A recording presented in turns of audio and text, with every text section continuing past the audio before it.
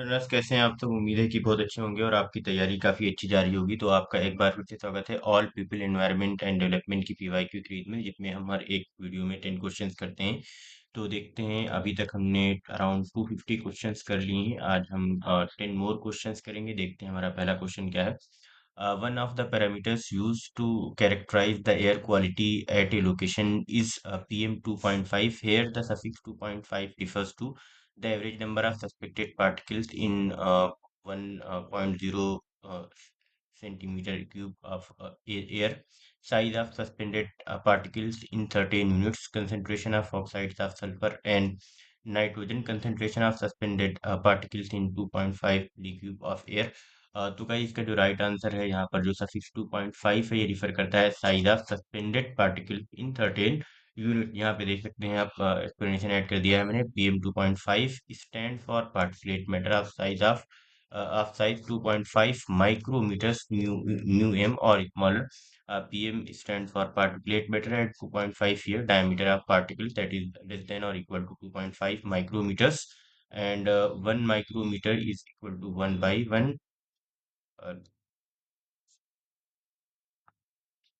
Around 10 lakh of a meter. तो guys देख सकते हैं, जो ये हमारे पार्टिकल्स हैं, these particles are extremely small, about 30 times smaller than a human hair, capable of entering deep into the lungs, even entering the blood stream. तो इसी वजह से इसको हमने, जो हमारी AQI है, एयर क्वालिटी इंडेक्स में भी जो पार्टिकुलेट मैटर वाली जो गैस है, इसको इंक्लूड किया गया है। नेक्स्ट है, which of the following disease are due to polluted water? Choose the correct answer. इसमें बताना है कौन सी जो डिजीज है वो are due to polluted water.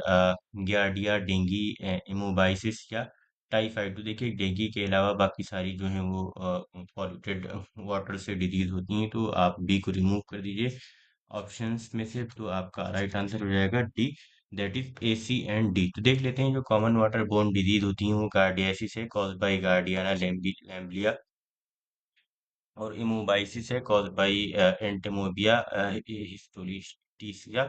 Typhoid है कॉज बाई सेल्मोलिन टाइफाई, और कॉलरा भी इसमें एडेड है। और इसके अलावा और भी जो दूसरी मैंने यहाँ पर कॉमन वाटर बॉर्न डिजीज है वो ऐड कर दी, जैसे हेपाटाइटिस है, हेपाटाइटिस ई है, और डिसेंट्री है, और ये जो पॉलीमेलिटिस है।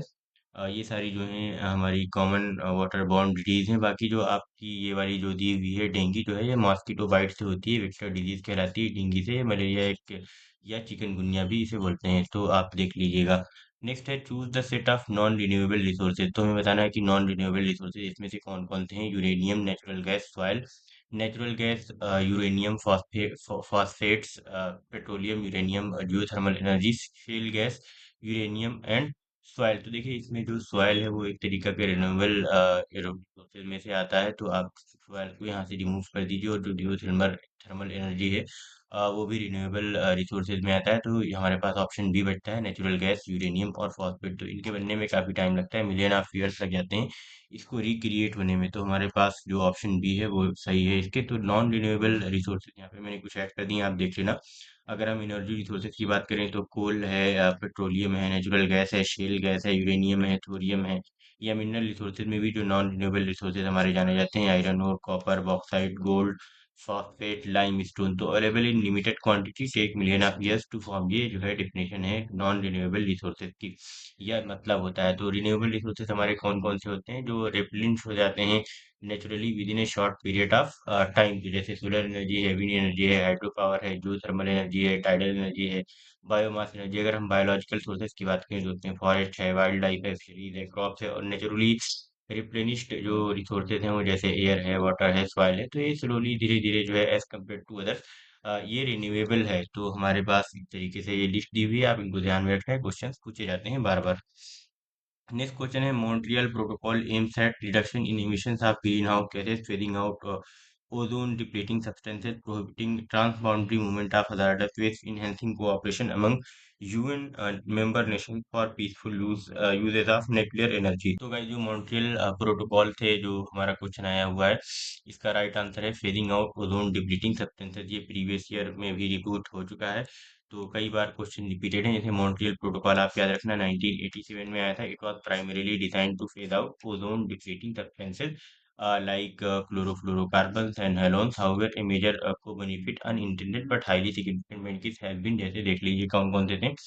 Reduction in greenhouse gas emissions. Many ozone depleting substances like CFCs, HCFCs are also potent greenhouse gases. Their phase out has led to large reduction in CO2 equivalent emissions, or it is considered one of the most successful mitigation agreements in history, जो हमारा Montreal protocol है 1987 वाला. Next है, which of the following is a non vehicular pollutant. तो इसमें बताना है कि नॉन व्हीकुलर पॉल्यूटेंट कौन सा है. Carbon monoxide, chlorofluorocarbon, hydrocarbon, particulate matter. तो देखिए यहाँ पे जो नॉन व्हीकुलर पॉल्यूटेंट है इसमें से क्लोरोफ्लोरोकार्बन है. हम इसको डिस्कस कर चुके हैं डिटेल में, बाकी देख लेते हैं. ये जो पहले vehicular pollutants are mainly release from automobile exhaust. These include जैसे कार्बन मोनोऑक्साइड है, हाइड्रोकार्बन है, या हमारे पार्टिकुलेट मैटर्स हो गए, या इवन कई बार नाइट्रोजन ऑक्साइड्स को भी हम देखते हैं. तो all of the above are commonly emitted from vehicle engine. बाकी जो क्लोरोफ्लोरोकार्बन थे, these are release from refrigerators, air conditioners, aerosol spray, home manufacturing से. They are not emitted from vehicles. They responsible for ozone layer depletion. तो आप ध्यान रखना, ये इसमें से कोई भी इंफॉर्मेशन एग्जाम में पूछी जा सकती है और पूछी भी गई है कई बारी. ये भी पूछ लेता है कि जो क्लोरोफ्लोरोकार्बन्स होते हैं कहाँ से रिलीज होते हैं, और ये किस चीज के उसमें काम करते हैं डिप्लीट करने में. नेक्स्ट क्वेश्चन है, which of the following is the largest sink of CO2 gas. तो इसमें बताना है हमें लार्जेस्ट सिंक कौन सा है CO2 यानी कार्बन डाइऑक्साइड गैस के लिए. फॉरेस्ट, ओशियंस, आइस शीट, या ग्रासलैंड. तो गाइस जो ओशियंस हैं वो largest sink of CO2 gases हैं. जैसे कि जो है देख लेते हैं. Oceans absorb about 25 to 30% of global carbon dioxide emissions. CO2 dissolves in sea water and forms carbonic acid, bicarbonates, carbonates. Marine organisms like plankton and corals also use carbon for cell formation. बाकी जो forest हैं, they are major carbon sink through photosynthesis but smaller than ocean. तो ocean जो है हमारे, ये largest natural carbon sink on earth के तौर पे जाने जाते हैं, जो क्वेश्चन में भी पूछा जाता है. तो और जो आइस शीट्स हैं, they store water, not major CO2 absorbers. तो एब्सॉर्बर्स, तो जो ग्रासलैंड है absorb CO2 but less than forest and oceans. तो यहाँ पे सबसे पहले हमारा ओशियन आएगा पहले नंबर पे, और फिर दूसरे नंबर पे फॉरेस्ट आएगा, तीसरे नंबर पे हमारा ग्रासलैंड आएगा, और ये चौथे नंबर पे कह सकते हैं. तो मोस्ट जो है वो ओशियंस है. नेक्स्ट है, the biggest hindrance in using biomass as a major energy source is technology not well developed for commercialization. Energy yield of low level, large amount of land required to grow energy crops, air pollution due to combustion. तो guys इसका जो right answer होगा वो हमारा option C है, that is large amount of land required to grow energy crop. तो biggest hindrance in using biomass as a major energy source क्या है?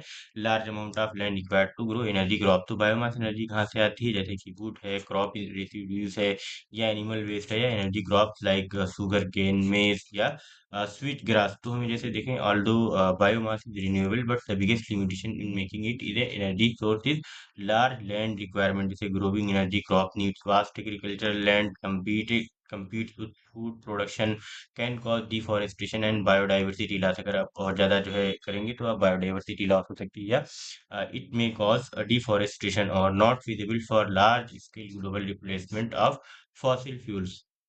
नेक्स्ट क्वेश्चन है, which of the following disease are due to polluted water. तो इसमें से बताना है कौन से जो है, अगेन सेम क्वेश्चन आ गया कि पॉल्यूटेड वाटर में से कौन सी डिजीज है. तो आप जानते हैं कि डेंगू के अलावा बाकी सारी हैं. गियर्डिया है, एमोबाइसिस है, या टाइफाइड है. तो जो इसका एक्सप्लेनेशन हमने दे रखा था प्रीवियस क्वेश्चन का, आप देख लेना. नेक्स्ट क्वेश्चन है, climate change is going to increase social tension in India. ठीक है, द फ्रीक्वेंसी का इंडिया का कहीं कहीं भी क्लाइमेट चेंज अगर होगा तो एक सोशल टेंशन वहां पर हो सकती है, जैसे कि दिल्ली में अक्सर देखने को मिलता है.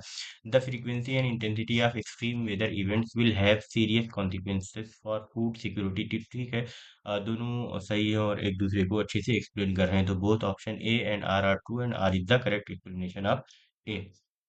नेक्स्ट और लास्ट क्वेश्चन देख लेते हैं इस वीडियो का. Recently in Brazil a bacterium showed antibiotic resistance which was not reported previously. Pseudomonas species, Streptococcus species, Klebsiella species, या साल्मोनेला स्पीशीज. तो गाइस इसका जो राइट आंसर है वो क्लेप्सिला स्पीशीज है. Right answer that is Klebsiella species. A strain of Klebsiella pneumonia reported in Brazil showed resistance to powerful last resort antibiotics, including carbapenems and polymyxins, raising global concern causes pneumonia, bloodstream infections, hospital-acquired infections, and known for developing a multi-drug resistance (MDR) और major threat in hospital setting में देखने को मिलता है। तो thank you very much guys, like करें, share करें, subscribe करें, कमेंट करें और नोटिफिकेशन बेल को ऑन कर लें। और अगर आपने हमारी प्रीवियस वीडियोस ना देखी तो हमने 2004 से लेकर के 2026 तक के पीवाईक्यूज कर रखे हैं, तो आप जा करके देख लेना उन्हें, और हमने प्लेलिस्ट बना दी है अच्छे से। तो बने रहे हमारे साथ, मिलते हैं नेक्स्ट क्लास में, तब तक के लिए।